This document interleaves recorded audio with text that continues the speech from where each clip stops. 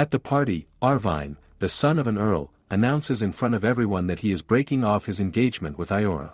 He doesn't want a drab woman like her and declares that he intends to marry her sister, Wellmei, instead. Wellmei smirks, enjoying the sight of her sister's shock. Today is the best day of her life. Her half-sister is the same age as her. She prefers reserved dresses and old-fashioned accessories. Her hair is unhealthy and has split ends. And her grades are some of the lowest in class. Meanwhile, our female protagonist, the younger of them, possesses a beauty man can't ignore. She wears all the trendiest dresses and high-class accessories. Plus her grades are at the very top of the class. For their graduation party, Arvine chose to act as her escort rather than her sister's. Wellmei smirks at her sister, wondering how it feels now. Her sister accepts the termination of their engagement and Wellmei wants Ayora to hate her from the bottom of her heart. A radiant smile spreads across her face. As she steps into the carriage, the maid Aora wishes her a safe trip. She hopes Ayora is seething with rage inside. Her half-sister was harshly criticized as useless, asocial, and unworthy of marriage. 1/2 month after the incident at the graduation party, she was sent away to meet with her new fiancé. After he offered a large sum of money to their father Earl Ernest, and just like that her sister Ayora was sold to the famous Marquis Ades or Mirage, known for his misogyny and a social attitude. He has no equal in terms of looks and possesses the greatest magic ability of their age. The problem, though, is that he is infamous for his ruthlessness and cruelty. She was forced to sign a contract which said treat me however you like. Upon hearing this, anyone would think her sister is doomed to suffer. So many questions arise. Will she be cast aside immediately? Will she be used in his magic experiments? Or will he beat her so badly she becomes unrecognizable? Their father also declares this place is no longer her home and to never come back if he throws her out. She thinks with a snicker, goodbye, sister. Today Wellmei is going to dress up and go buy some expensive jewelry. Since they should have received Ayora's bride price by now. She is sure father will laugh and forgive her if she goes a little overboard. Those were the best days of her life. Until 6 months later, when she was suddenly knocked to rock bottom. She was born a commoner. Back then, she didn't even have a surname. She lived a life with her mother which was neither rich nor poor. Because her mother was the mistress of an earl. The turning point came when she was 8 years old. Earl Ernest Legal's wife, Ayora's mother died from an illness and he married her mother. Thinking back on it now, that was probably the beginning of Ernest's family decline. As her parents encouraged her to meet her sister, her eyes went wide. The very first time they met, her eyes shimmered purple, an indication of her strong magic ability. Her glossy silver hair flowed like water. That beautiful daughter of a noble house seemed to shine brilliantly. Ayora showed them her impeccable manners. Even though Wellmei wonders what Ayora was thinking as she smiled at her, the daughter of the woman who her father had betrayed her mother for. Wellmei dragged her all over the place. She tried to be kind to her. The way she and Ayora were treated changed when they were 10 years old. The difference in attitude her parents would sometimes show towards Ayora and herself was the decisive factor. She stopped playing with her sister. After that day, her parents spoiled her rotten. Her mother confiscated all her sister's belongings. The jewelry that was a memento from Ayora's mother was given to her too. Contrary to her own, her sister's meals became more and more meager. Her sister was given a maid's uniform and forced to do housework. Wellmei snickered, mocking what's with that outfit. It really suits her. She wasn't even allowed to sit at the same dinner table with them anymore. On one occasion, Wellmei told her father her hair color is a real eyesore. And then turned to her mother, whispering that she's scowling at her and she's scared. And asked her mother if she thinks she perhaps has poor eyesight. She declared she doesn't want to see that untidy sister of hers anymore. And so Ayora was hidden behind unkempt gray hair she wasn't allowed to brush, forced to always wear glasses. And put in a separate area of the house that she couldn't leave without permission. All of her sister's things became hers. And her hair gleamed like the rays from an angel's halo. The dresses she wore made her just like a queen. When they looked into her vermilion eyes, they couldn't help but feel happy. They were just like jewels. Her mother declared Wellmei will be going to a school for nobles soon and she will become a fine lady. And that she wouldn't be surprised if she started to get offers of marriage as soon as well. Wellmei couldn't stand if he wasn't a gentleman worthy of having her. One day they received a letter from Arvine Schneeger, who upon meeting Ayora's parents expressed how grateful he was that they had decided to accept his proposal. He wanted to marry their beautiful daughter ever since he saw her a long time ago. Ayora and Wellmei's father replied they were thrilled to get such a request from soon-to-be Earl like himself, but he almost fainted from shock upon seeing her. He would have never imagined Ayora growing up to be a woman like that. Wellmei sat beside him when, without warning, he pulled her into his arms and whispered that he wished he had chosen her. Later, Wellmei warns her sister not to come near Lord Arvine or her at school. She took everything her sister had. When one of their classmates opposed saying, "Wasn't Arvine her sister's fiancé?" she doesn't think it is a good idea for either of them to behave in such a manner. She thought that daughter of a viscount is such a meddler and suggested that if that's how she's going to act, why doesn't she go hang out with her sister instead? All she needs are cronies who always take her side. Later, when Wellmei was with Arvine, she told him she heard that he had been spreading rumors about her sister. He smirked and asked if that was bad. She replied of course not. Thanks to that, now her only friend is someone with a weird haircut. It serves her right. But that means there's still a person who wants to get close to Ayora. So Arvine took care of that. He started beating the one friend Ayora had, telling him not to talk to a person's fiancé without their permission. Snarling, Arvine added, "What does a poor baron's son like him think he's doing?" And Ayora could handle that paperwork without his help. The boy tried to argue, saying she was always looking so haggard and there were dark bags under her eyes. Ayora also intervened, telling Arvine to cut it out. He knows, doesn't he? These are the tasks father ordered her to do and that guy was only sitting beside her. Arvine muttered, lucky for him, his fiancé knows her place and told the guy to hurry and leave. Later that guy approached Wellmei, saying he really doesn't think so, but still if she instigated this and asked why, if she hated Ayora so much, then why did she care so much? Wellmei thought, the fly buzzing around her sister, that poor bear and son was irritating. She remarked what a boring thing to say. If he thought a little about it, he would surely be able to figure it out. She smiled and declared it is because she is too good for a coward like him. He was too weak to even argue with Arvine. By that time, it was already an open secret that Arvine was planning to change his fiancée. And of course, his new fiancée would be her. Both her parents were already working to transfer the heirship over to her as well. Perhaps that's why a lowly, poor baron's son thought he would be a good match for an earl's daughter. If for some reason people began to doubt her chastity, her sister couldn't be sold for a high price. Wellmei thought, potential buyers. She needed to evaluate the buyers. There are plenty of buyers in the market for a daughter of an earl, but she wants to sell her for the highest amount possible. Just then, she comes across the Lord of Magic, Aides Ormerich. She can see the coldness in his eyes. Those purple eyes are the mark of people with a great deal of mana, just like her sister. Arvin, standing next to her, says that is Lord Ormerich. He is from a renowned family, but his reputation is quite poor. Wellmei thinks she has found him. If it is to him, she can happily sell off her sister. She flings a stack of papers onto the table in front of her sister and says to put her name on this report. She can manage that much, right? She is busy getting ready for a party. She thinks she cannot get lower grades than Ayora. With a mocking smile, Wellmei remarks she cannot finish father's work without cutting into her sleeping time since she is so dull, right? She had to be better than Ayora at everything. Particularly because she knew Ayora was smarter than her. Just like that, she made full use of people to steal everything away from her at the graduation party. After selling her off, she completely forgot about Ayora as she went on planning her wedding. Until one day, 6 months later. As she's having tea with friends, she finds out Ayora attended last night's party with the Lord of Magic. They tell her she was so beautiful they didn't realize until they took a closer look that it was her sister. Arvine laughs, saying they must be crazy. Are they sure they didn't get the wrong person? Wellmei bursts into laughter as well. But later when they see her themselves, they are left speechless.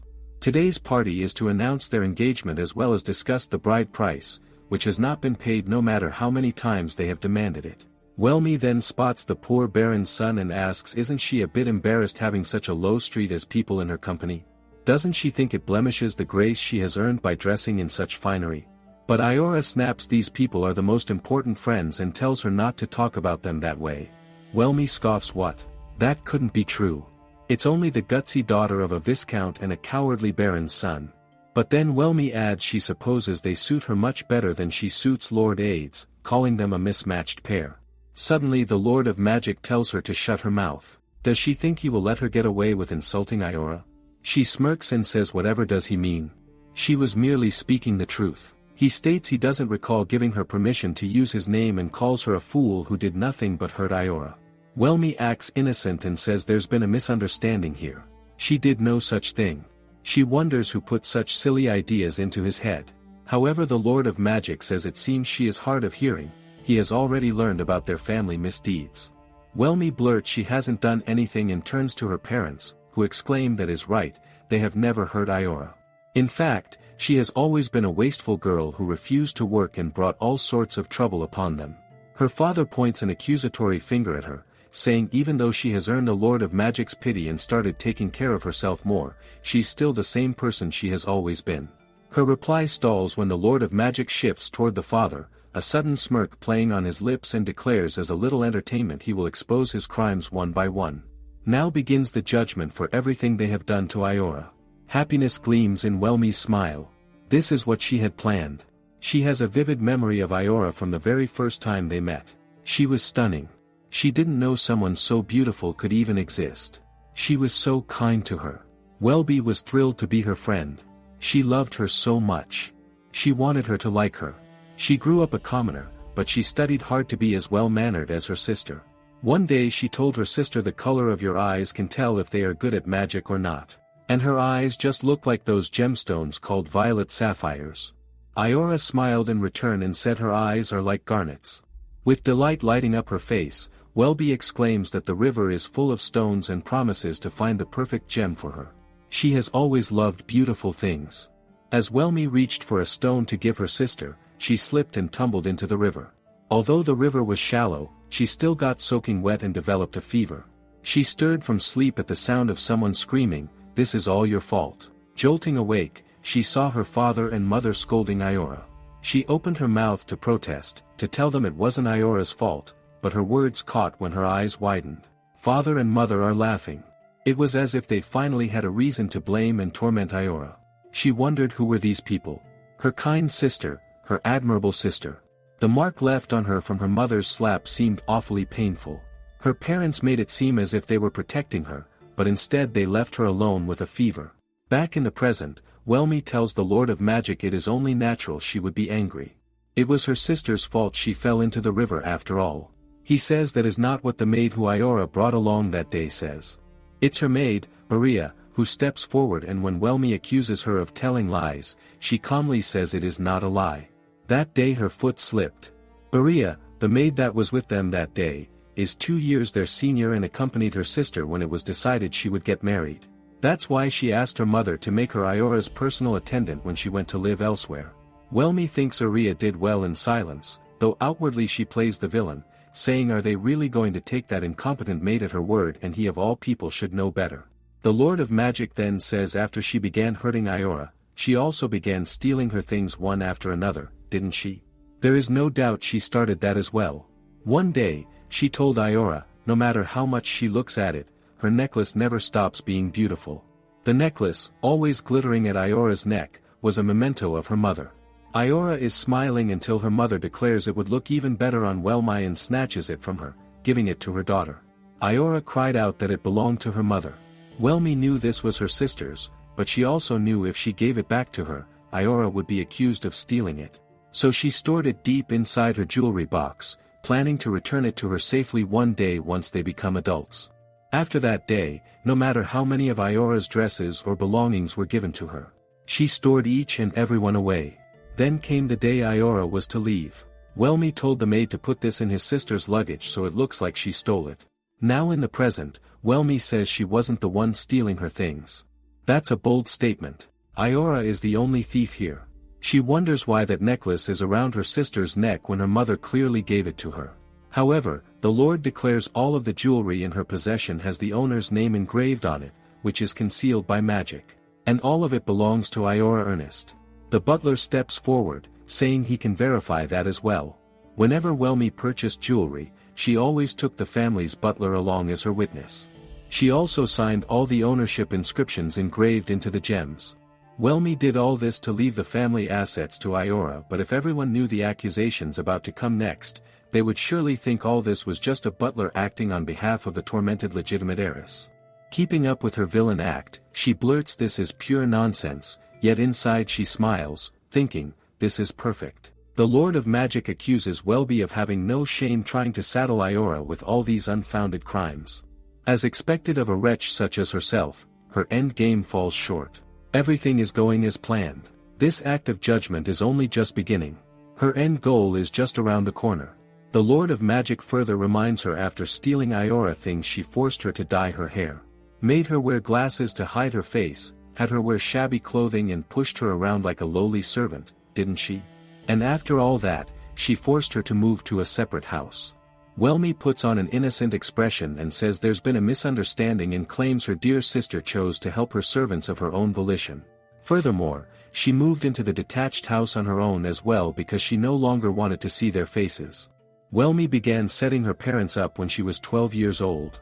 One time, she mocked Ayora, asking why was she wearing that uniform, but she had to admit it really suited her. Wellmei knew this was the only way she could protect her sister. She was forced to do the jobs even the maids hated doing, and the only one who would help her when their parents were not around was Aora. If Ayora made even the most trivial of mistakes, her mother wouldn't allow her to have dinner and would yell at her. Wellmei realized she needed to split up mother and Ayora and thought over her next move. At every opportunity, her parents would gleefully talk poorly about her. So she had an idea. What if she disguised her protection as torment? Perhaps she could control the environment around Ayora by deceiving her parents. In only 2 more years, they would be going off to a school for nobility. There will surely be people that notice her beauty and unique eye color. What if people with ill intentions took an interest in her unprotected sister? Wellmei decided she cannot let that happen. One day at the table, she casually remarked to her father that Ayora's hair was a real eyesore. When in reality she wanted to say she was so beautiful that people couldn't help but look at her. She then turned to her mother saying, Ayora is scowling at her and she's scared. Does she think she has poor eyesight? In reality, the color of her eyes draw people in. And with that, she declared she didn't want to see that untidy sister of hers anymore. Honestly, she really wanted her to be dressed beautifully. But, she suggested, couldn't she go live in the detached building? Because she doesn't like that maid named Aora, so she too can be isolated in the detached building. Wellmei knew Aora would protect Ayora from malice. And she didn't mind if her sister hated her. The Lord of Magic says he is sure Ayora didn't want to see their faces, but when she got sick, why didn't they send her firewood or blankets or have her examined by a doctor? Her father stammers that's because Ayora hates doctors. The Lord of Magic remarks funny because when she arrived at his estate, she had a full medical exam without issue and even pleasantly chatted with the doctor. Wellmei thinks to herself obviously her sister doesn't actually hate doctors. Whenever Aora or the butlers reported Ayora was sick, their parents didn't lift a finger to help. In fact, they attended a soiree the very next evening. So Wellmei told her maid to urgently fetch the doctor in the middle of the night and to pull out the blankets not being used and sell another gemstone in order to purchase some firewood for the detached building. Those two never went to the detached house anyway, so she was sure Gordley, her maid, could pull it off. However, there was one other problem. Her sister's meals. One day, her father announced that if Ayora only knew how to sleep, she didn't deserve to eat. So she grabbed some soup and took it to her sister in the detached building, putting on her best villain act as she said the crabs would be perfect for her useless sister. Afterwards, she saw the butler sneak in a person who seemed to be a doctor. Only after she saw that could Wellmei go to sleep. The next day, when the butler informed their parents, Ayora's fever had finally broken. Just then, Wellmei began sneezing. Her father turned to her, asking if she had caught a fever herself. She only giggled and said maybe someone was talking about her behind her back. As she ate her food, though, she couldn't help but wonder if these people secretly wanted her to die. Why did they hate her that much? After that, she continued to help her sister in ways that others wouldn't figure out. She got Ayora an outstanding governess, in exchange hers was mediocre. Which was fine with her, because as their enrollment to school drew a year closer, she had already made up her mind. She will help Ayora escape from this household, and if she is doomed as a result, then she was fine with that. Now, as she faces the Lord of Magic, he says not only has their treatment of her been contemptible, they have used her fortune without an ounce of restraint. He has the evidence to prove it. Wellmei tells a blatant lie that Ayora was the one burning throughout their fortune. She kept buying expensive magic items one after another. He pulls out Earl's account book, which was sent to him anonymously. It has the cost of the magic items listed. There are 2 account statements, but the listed cost for the same items purchased on the same day do not match. Wellmei thinks that is because it is fraudulent bookkeeping. The unknown sender of that account book is her. Filling out the account book was the job her father gave Ayora. It seems he dumbed nearly all of his work except that which required socializing or business discussions onto her. However, he gave Wellmei one section to do under the pretext of her learning to keep a household account book. Filling in everything from only one section is actually double the effort. If he was going to make her do it, then he should have just asked her to do all of it so then he could just check over everything. Wellmei realized something was up and there was a reason he didn't have Ayora do this section. In order to check, she supported one of the receipts given to her to Ayora. She spotted her sister outside on a day she wasn't supposed to leave her room, so she quietly followed. She made her way to her father's room and knocked under the pretense of bringing iced tea, exclaiming how unbearably hot it was. In truth, the drink was nothing but a cover. What she really wanted was to hear what Ayora had to say. Ayora mentioned finding 2 receipts for the same item, though the costs didn't match, and she knew at once what that meant. Father was tampering with the amount of revenue.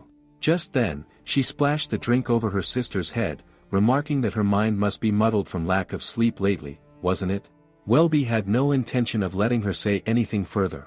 Smirking down at her soaked sister, she asked if she had any right to question how their father, the lord of this land, went about his duties. Wellmei knew if she offends father now, he might take the opportunity to revoke her permission to attend school. And she would end up rotting away at home with her talents unused. She had to do this for Ayora. Since father trusted her, it was easy to get the necessary copies. Ayora was so busy taking care of all her workload that she simply didn't have the time to do that. The undoctored accounts books were given to her. That's why, when the time comes, it was her job to collect all the evidence. Back in the moment, the Lord of Magic says the handwriting in the account books is hers. She knew, didn't she, that her father has been falsifying his tax reports and committing tax evasion. Wellmei blurts of course not. Father would never do such a horrible thing. She's skilled at playing dumb. If she keeps this charade up, he will surely mention that next, won't he? The Lord of Magic scoffs, repeating he never did such a thing, huh? However, all the magic items Ayora allegedly bought on her own were of unknown origins and shows signs of having once been cursed.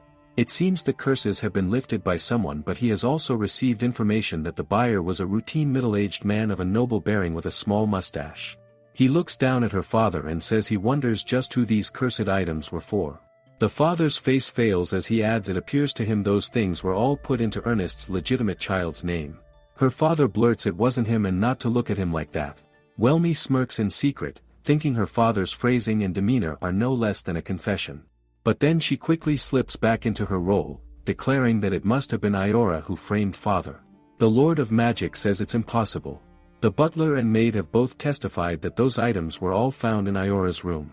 They are magic items which manifest a curse wherever they are left. That's right, father was trying to kill Ayora. He ordered the butler to collect the items and have them left in her room. The one who broke the curse was her. Although not as good as purple eyes that can control all magic, vermilion eyes have the best aptitude for auxiliary magic. From the moment she caught signs of the items meant to kill her sister, she began to practice desperately. Naturally, possession of cursed magic items is illegal. Her father collapses onto the floor as the Lord of Magic glares at him, declaring what a foolish crime he has dared to commit. Whispers ripple through the onlookers that the Lord of Magic is truly merciless. Wellmei can't help but think he really is.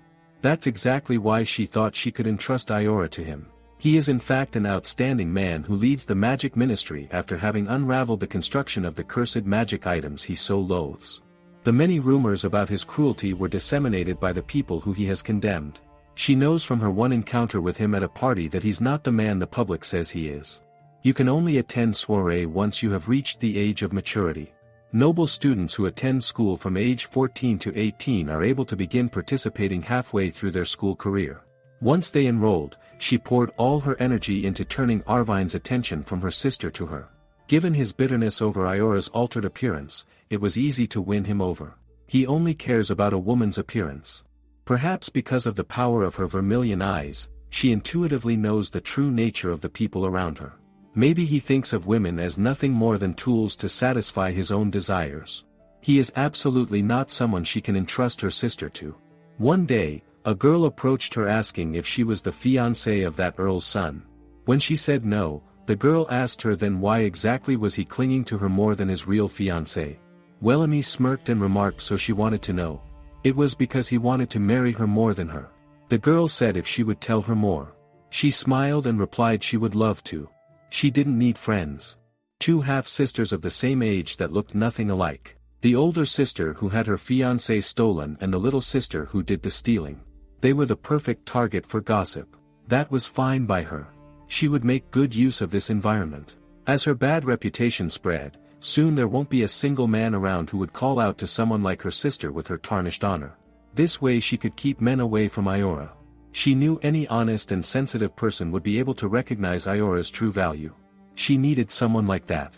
One day a girl approached Wellmei and said she didn't think it was a good idea for either of them to behave in such a manner. Carla, the daughter of a viscount. She was a fairly determined and ambitious girl with a quiet demeanor but also someone who kept others at a reasonable distance.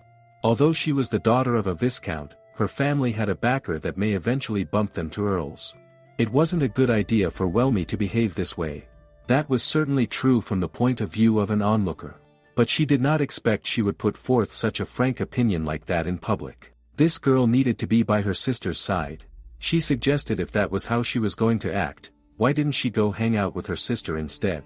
A few days later, she caught sight of Carla and her sister together. This was perfect. She would drive away any undesirables who try to approach from the outside. And she was sure the people Carla makes friends with would also become good friends to Ayora. She made just one miscalculation, though. She couldn't let him near her sister. The Baron's son Leo. He was an annoying fly that began buzzing around her sister before she had time to take notice. His true nature wasn't that bad. However, those calm eyes that seemed to see through everything were dangerous. It was fine if he realized Ayora's true nature, but what if he managed to expose her beauty as well? She couldn't let her plan break down at this stage. Ayora still hasn't had her coming-of-age party. If Arvine or some others found out about her beauty while she was still in need of a guardian, Arvine would immediately cast her aside and marry her. Right now, Leo did not stand a chance against a future earl like Arvine. She would have to find someone other than Leo to take Arvine's place once he breaks off their engagement. And so the day of the debutante ball arrived. She couldn't find anyone worthy of her sister. The debutante ball is always hosted by the royal family. It's customary for the single sons and daughters of the nobility to attend, except under the most unusual circumstances. However, there are not any notable sons still available for marriage. Just then, the Lord of Magic collided with her. Does blue, purple eyes filled with intelligence and self-confidence. Though his face showed no emotion, she could tell from his eyes that he was genuinely concerned. There wasn't a hint of any ulterior motive in them. She exclaimed she was okay and apologized to him as well. When she asked her mother, she told her he was a marquis, head of the Ormerich family. He has incredible skill as a mage and numerous great achievements under his belt, for which he was given the highly prestigious honorary title, the Lord of Magic. Her mother also heard he was a cruel man with a heart as cold as ice, that he hates women and socializing. She remarked it was a shame since he was handsome, commands a lot of authority and he's quite wealthy too. Wellmei was sure it was just a mask he wore. For some reason, he wished to keep women at a distance, but to her, dealing with people who only cared about looks tedious indeed. She realized Marquis Aides Ormerich, the callous Lord of Magic. He was worthy of her sister, she could tell from just a glance. After finding the Lord of Magic, she began making preparations more carefully than ever before. She needed their consent to entrust Ayora to him. In order to do that, she would first need to attract his attention. She wrote down the inner workings and corruption of the Ernest household, the wretched condition of the legitimate heir Ayora and what she would like him to do to secure her sister the witness to it all, and enclosed the location of all that evidence in a letter. Leo asked her why was she giving this to him. She replied even a coward like him can complete that easy mission. That poor Baron's son had somehow been meeting with her sister. She thought she had already driven him away. It was only a minor unease, but after that she had the feeling they were getting closer and closer. They had been meeting without drawing her attention, which was fine. If he was protecting her sister in his own way, then she couldn't help but have a better opinion of him. He might have been annoying, but Leo was someone she could trust. Leo said he had no intention of taking orders from her. Wellmei said it was her sister that left that in her care. Well, that was a complete lie. Though she had imitated her handwriting, that letter was written by her. Out of the blue, Leo asked if she really hated him, didn't she? She only smiled, saying she couldn't stomach an unprepared baron trying to butter up the daughter of an earl. His own smile sharpened as he replied that it must be nice being so ignorant. She tilted her head and told him if he had something to say, he should just go ahead and say it. Instead, he burst into laughter. This exchange was a gamble. She had made 2 copies of that letter, the first she would have anonymously delivered to the Lord of Magic himself. However, she had no idea if he would even read such accusations from an unknown letter. On the other hand, it was clear Leo wanted to help Ayora. So she had decided to bet on him. He gave her a mocking bow and said as she commanded. She scoffed, thinking what an unpleasant man. Even so, he carried out his job as a messenger well. She heard from the person she had entrusted the evidence to that he had passed it along to the Lord of Magic. After that, when Ayora received the marriage proposal from the Lord of Magic, she was truly relieved from the bottom of her heart. She knew once he would talk with her a little, he would come to realize she is a person of impeccable etiquette, cutting wit and stunning beauty. She knew that even if he didn't feel attracted to her, he wasn't the type to treat her unkindly. That he liked her so much he had decided to throw an engagement party was the best outcome. And now for another of her preparations. She delivered a letter exposing that Wellmei's reports were all written by her sister. Since those reports were so well regarded that they had garnered the interest of scouts from the Magic Ministry. The Academy was unable to cover it up and the truth was made public. The truth of the Master had already been reported to the Lord of the Magic via the letter. And so here they are. The Lord of Magic declares falsifying tax reports is a breach of trust against their nation. At the same time, they will be charged with attempted murder. Her father stutters out he didn't know about any of that. It was all Ayora. Ayora did all of that all on her own. The Lord of Magic asks if he's saying she purchased magic items to kill herself. Without thinking, he blurts she was trying to kill him. Looking disappointed, the Lord of Magic says he should be ashamed of himself. If they even assume Ayora did in fact do all this without permission, he would still be guilty of mismanagement and destruction of his duties, as well as making use of child labor. Either way, he's done for. With that, he instructs Attorney General Kildrain to take him into custody, and the knight sees him. His wife quickly blurts that she isn't in league with her husband, that he's the one who manages the finances. But the Magic Council declares she has committed a different crime altogether, marriage fraud. Even Wellmei is taken aback. Wellmei didn't particularly want to punish her mother. Though she mistreated Ayora, once her father was arrested, the whole family would break down. No matter how light the charge is against her mother and her, they will certainly go back to being commoners. Then she would be unable to do anything to the fiancé of the Lord of Magic, a marquis. She never planned what was coming ahead. The Lord of Magic declares he has summoned the man who was betrayed by her here. Spellmaster Clartz shows up, greeting Wellmei. Light platinum blonde hair and vermilion eyes. The disenchantment spellmaster who taught her the basics of dispelling spells. The Lord of Magic introduces him as Clartz Leroud. He holds a professional certification as a first-class disenchanter. And he's sure many of them are familiar with his old friend. A long time ago he ran away from his ducal family, but he has reconciled with them since being granted the first-class disenchanter qualification. He turns to her mother and says he is sure she remembers him well, too. She blurts she has no idea who he is. The Lord of Magic glances at Wellmei, leaving her to wonder why he's looking at her like that. She knew they were acquaintances, that's why she asked him to pass the evidence on anonymously, but why is this happening? What's he got to do with mother's marriage fraud? More importantly, was the Lord of Magic looking at her because he has realized she is the anonymous whistleblower? Did spellcaster Clartz expose her plan? No, she doesn't think that's likely. Her eyes tell her he is a tight-lipped and honest person. She met the spellmaster when she visited his clinic in order to dispel the curses on the magic items.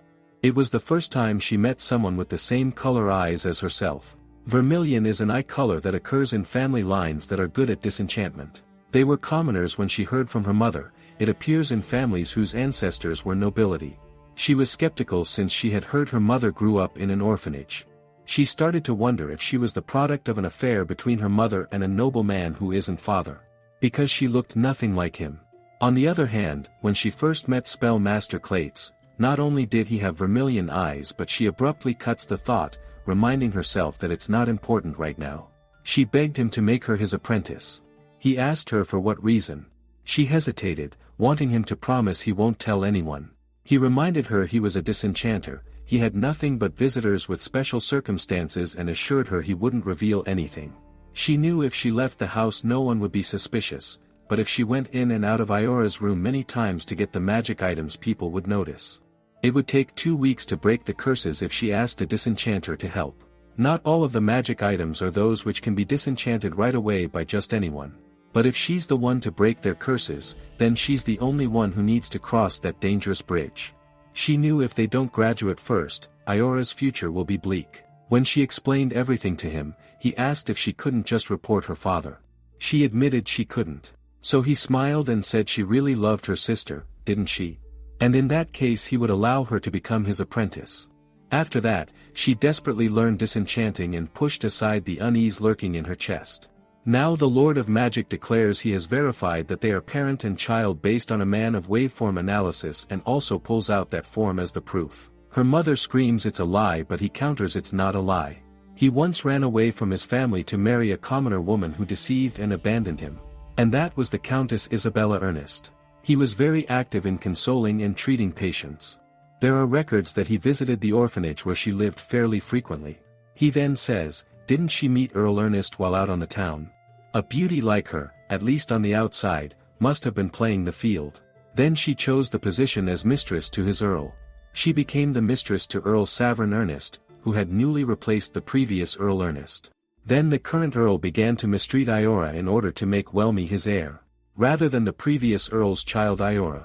According to the records, she is Savern's daughter but in reality she's actually the previous Earl's child. Now it makes sense to Wellmei why her mother and father treated Ayora so badly. All this time she thought it just wasn't her mother doing it. Even her biological father got in on it. No. Now as the Lord of Magic faces her father, he says it seems he suggested it to the previous Countess right after the passing of the previous Earl. If you become my wife and proclaim me the Earl, then I will make my successor the child you had with my older brother. The Earl blurts how did he know that and how did he get his hands on that? The Lord of Magic replies everything was recorded in the previous Countess' diary. A mana waveform analysis test clearly shows that she and Ayora are uncle and niece. But even reflecting on the timing makes it frightfully clear. Ayora was born earlier than Wellmei. Considering the fact that Isabella got pregnant before their marriage and the timing of Savern becoming Earl, it doesn't make any sense if Wellmei isn't the older sister. The Lord of Magic then declares while there's someone carrying the blood of an Earl, there is no one carrying his blood. Because Ayora is his brother, the previous Earl's child and Wellmei is Clark's child. Wellmei stiffens in shock so her father smiles at her, apologizing that she had to find out like this. Now she realizes, why did the spell master treat her, a mere customer, so well? Why he taught her to disenchant almost any magic item that she could find on the market. He knew but kept it quiet for her. She cannot believe she doubted him for even a second and is sorry for that as well as for getting him mixed up in the plan that will ruin his daughter. After he looked after her so kindly. The Lord of Magic says the discussion is nearly finished, save for one last detail. At long last, this charade comes to its end. Wellmei steals herself, sure that he's preparing to condemn her as well. At long last, this farce will be coming to an end. She's sorry to her father, even if they've established she is his biological child. She's still the legal child of the Earl. Even if they suspect that she was acting in an attempt to save her sister in the matter of the cursed items. There is ample evidence that she participated in her torment all this time. She intimidated her for the purpose of switching her reports with hers. She restricted who she could be friends with. She misappropriated the Earl household funds to enable tax evasion. A few unexpected things came up but they were trivial in the end. There's no reason to let her off the hook. Without warning, the Lord of Magic turns to Ayora and says he's breaking off their engagement. Wellmei freezes, so does Ayora. Arvine suddenly breaks in, asking what all this means and what becomes of his inheritance of the Earl's household. He demands what will happen to him, the second son of the Skeeger household, now. She bitterly muses that is all this man can ever think about.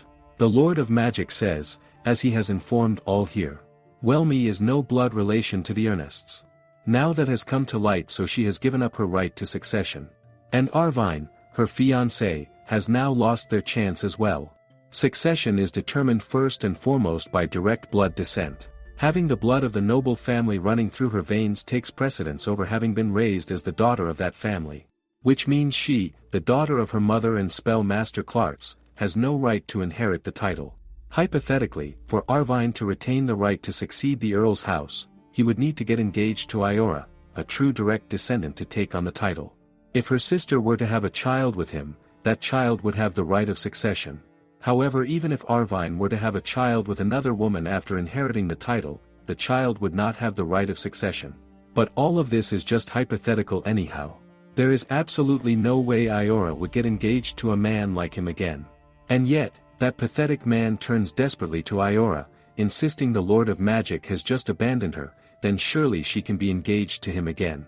She wonders how can this man possibly be that dumb. He treated her so badly at school.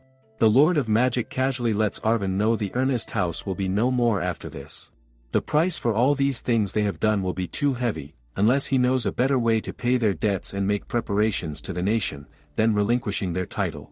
His face pales, but then he acts just like the Ernest family. His family is under suspicion of betraying the nation as well, and he looks forward to seeing how that plays out. Arvine collapses to his knees in shock. Wellmei sputters, demanding to know why he has to break off his engagement with her sister. The words slip out before she can stop them, sounding far too much like she doesn't want Ayora's bond with the Lord of Magic to fall apart. His lips curl into a smirk. Isn't it obvious? She may be the victim here, but she is still an impure woman who shares the blood of a fool. Before he can finish, her hand cracks across his face, the strike so sharp her palm stings. The crowd freezes, stunned, as she screams at him not to dare insult her sister. And then it hits her, she has been exposed. Ayora covers her mouth in disbelief. The Lord of Magic admits he is surprised. She has guts to raise her hand against him, that's for sure. Normally it is impolite to even talk to someone of a higher rank without permission. Not only that, but this man is of the royal bloodline and a marquis, a rank below only that of a duke. No one would bat an eye if he were to cut down the daughter of an earl, a rank lower than him, for raising her hand to him. However, that's not the real problem here. Her scheme has been exposed to her sister. Originally, she had planned to die for Ayora. Even if she racks her brain, she won't be able to explain this away. At this point, it doesn't matter anymore. She hisses she misjudged him. She thought he believed in the merit system. It seems she was wrong. He asks who does she think she's talking to. She retorts who else could it be but him. How dare a fool like him, who doesn't even recognize the value of her sister, act so smug? Did not he see the reports Ayora wrote? In the fields of magicology, she wrote a thesis proposing a magic circle that could lessen the mana burden for healing spells. She developed a hypothesis in pharmacology on a combination of herbs that would improve healing ability. Additionally, her graduation thesis was on how to reduce the workload of healing mages in the field. She bursts out not only that, she finished writing all of them while handling all the documentation of their land and running on barely any sleep. Angry tears fill her eyes as she declares she's so smart. Even the magic ministry where he works asked her to join them. That alone would make her absurdly outstanding. She even continued to run their household in the face of her incompetent father's gambling and her mother's constant waste of money on things like accessories and dresses, and her teenage sister did that, all on her own. Her appearance, her manners, those eyes that show her immense reserve of mana, her acumen in using magic. If only one thing could be considered a treasure in this world, it would have to be her wonderful sister. There's no reason to let her go and hide her away like that. She tells him just because she's related to an idiot doesn't make her a worthless person to just be tossed aside. If he's so unperceptive that he hasn't noticed that, then he should give up his title right this second. In an instant, the guard sees her and defeat crashes over her. She thought she had finally managed to save her. She thought once Severian, mother, and she were all gone, she would finally be free. She thought she would finally be able to live a happy life. Her tears fall as she admits she thought entrusting her to him would make that wish come true. But she miscalculated. Aides O'Mirage is a worthless man. Wellmei points at Leo and says she would have rather entrusted Ayora to that coward if she'd known this would happen. Arvine snaps at Leo to keep his hands off Ayora, claiming she was his before. Wellmei tells him to shut up, reminding him he's the one who broke up with her sister. and tells him right now she and AIDS are talking. The comments made here today are accusing them of treasure, so he can go ahead and die already. His face pales, prompting her to fire off. His idiocy really is astounding. Had he really never thought about why the school said students wouldn't be accused of disrespecting royalty as long as they attended? There were rumors before they enrolled at the academy. And that concludes the video today. Make sure to leave a like and subscribe. Leave a comment if you want another part.